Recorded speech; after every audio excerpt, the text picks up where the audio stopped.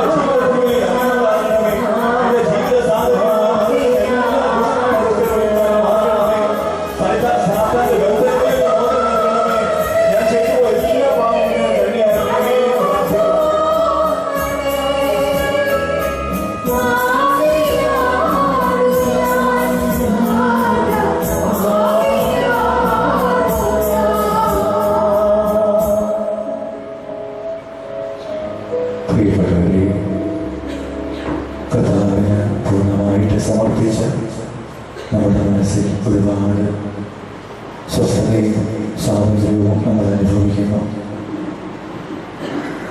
ഈ ക്രിസ്മസ് നാളുകളിൽ ദൈവം യോശുവ പ്രവാചകനോട് അരുളി ചെയ്യുന്ന വചനം നമ്മുടെ മനസ്സോട് പറയുന്നു, നിങ്ങളെ തന്നെ ഇന്ന് വിശദീകരിക്കുക, നാളെ നിങ്ങളുടെ കർത്താവ് അത്ഭുതങ്ങൾ പ്രവർത്തിക്കും. വീണ്ടും ജോയി പ്രവാചകനോട് പറയുന്നു, നിങ്ങളുടെ ഹൃദയം, നിങ്ങൾ വസ്ത്രമല്ല കീറേണ്ടത്, നിങ്ങളുടെ ഹൃദയമാണ് കീറേണ്ടത്. പ്രിയപ്പെട്ടവരെ, കർത്താവിനോട് നമുക്ക് രമ്യപ്പെടാം. യെശയ്യാ പ്രവാചകൻ പറയുന്നത് പോലെ, നിന്റെ പാപങ്ങൾ കടും ചുമപ്പാണെങ്കിലും മഞ്ഞുപോലെ ഞാൻ അത് വെളുപ്പിക്കും. പ്രിയപ്പെട്ടവരെ, സൗഖ്യത്തിന് എന്നും തടസ്സം നമ്മുടെ പാപവും പാപത്തിൻ്റെ അവസ്ഥകളുമാണ്. നമുക്ക് കർത്താവിൻ്റെ കരങ്ങളിൽ കൊടുത്ത് സ്വതന്ത്രമാകാം. എന്ത് ഭാരങ്ങളായാലും ഈശോ വഹിക്കാൻ തയ്യാറാണ്. ഈശോ പറയുന്നു, ചോദിക്കുവിൻ നിങ്ങൾക്ക് ലഭിക്കും, അന്വേഷിക്കുവിൻ നിങ്ങൾ കണ്ടെത്തും, മുട്ടുവിൻ നിങ്ങൾക്ക് തുറന്നു കിട്ടും.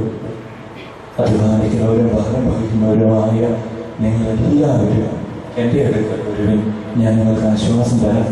നമുക്ക് കർത്താവിനോട് ചോദിക്കാം, കർത്താവെ ഞങ്ങളുടെ സുഖപ്പെടുത്തണമേ എന്ന് പ്രാർത്ഥിക്കാം. ഞങ്ങളുടെ കുടുംബത്തെ, ഞങ്ങളുടെ ജീവിത സാഹചര്യങ്ങളെ അനുഗ്രഹിക്കണമേ എന്ന് പ്രാർത്ഥിക്കാം. നമ്മൾ കാണുന്നുണ്ട് മർക്കോസിൻ്റെ സുവിശേഷം 10-ാം അധ്യായത്തിൽ 46-ാം വാക്യം മുതൽ ബർത്തിമേയൂസിൻ്റെ അത്ഭുതം നമ്മൾ വായിക്കുന്നു. അവൻ അവൻ്റെ കുറവുകളോടെ കർത്താവിനെ ജീവിതത്തിലേക്ക് വിളിച്ചു. ഈശോയും ശിഷ്യന്മാരും വലിയ ജനാവലിയോടുകൂടി ജെറിക്കോ പട്ടണം വിട്ടുപോകുന്നു. ബർത്തിമേയൂസ് എന്ന അന്ധയാചകൻ വഴിയരികിലിരിക്കുമായിരുന്നു.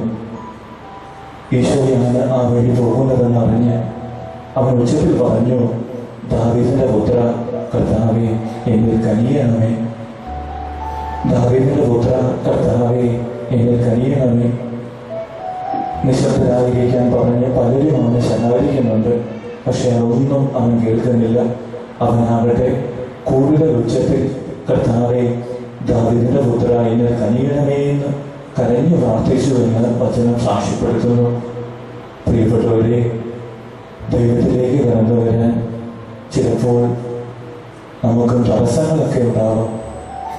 ബർത്തമേവൂസിന് അവന്റെ കാഴ്ചക്കുറവും ജനക്കൂട്ടവും ഒക്കെ ഒരു തടസ്സമായിരുന്നു.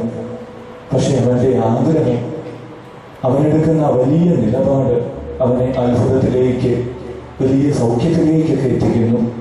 പ്രിയപ്പെട്ടവരെ, ദൈവത്തിലേക്ക് വളരാൻ ആഗ്രഹിക്കുന്ന നിങ്ങളുടെ ജീവിതത്തിലും നിങ്ങളെ പുറകോട്ട് വലിക്കുന്ന ഒരുപാട് തടസ്സങ്ങളുണ്ട്.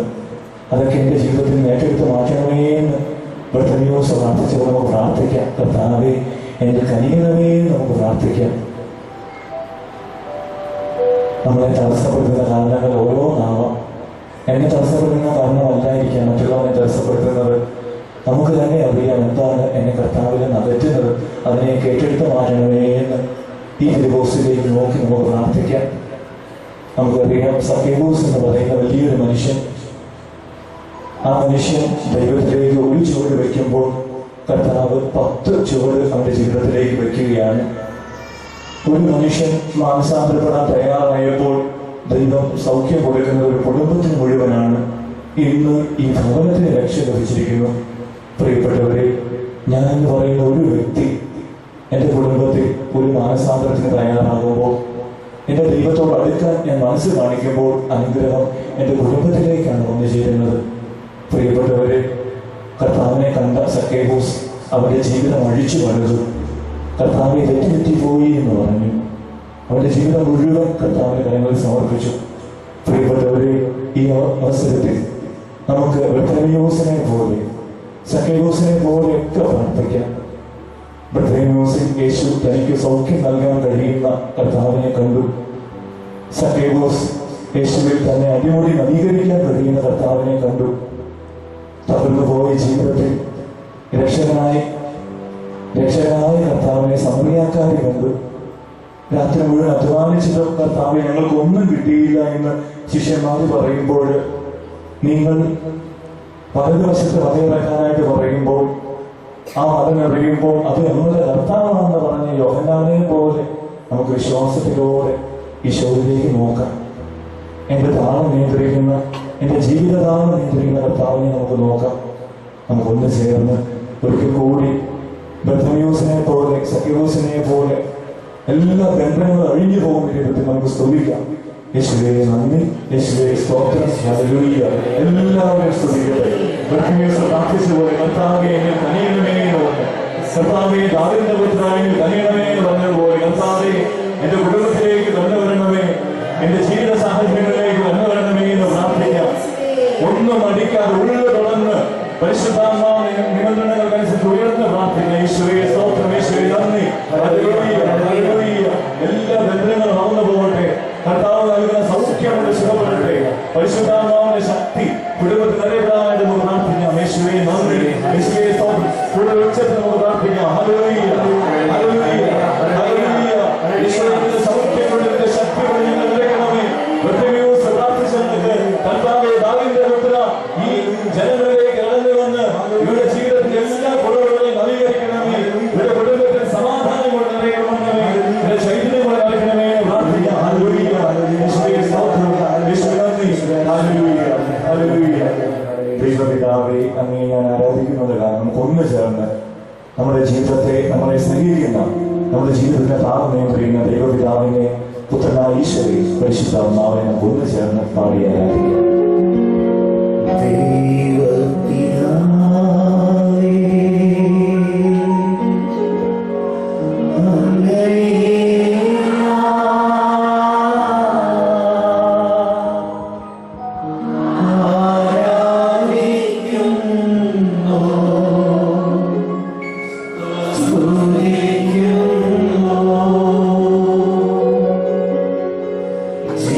ജീവനുമേ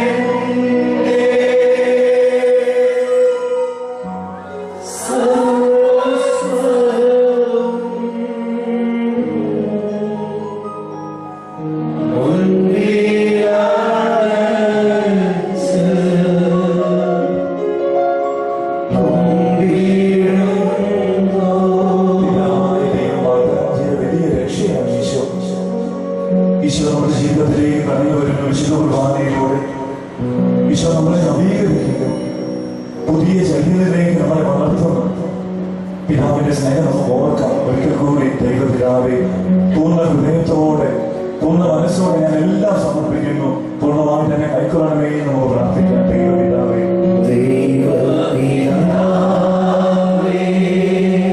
ഒത്തിരി ആഗ്രഹത്തോടെ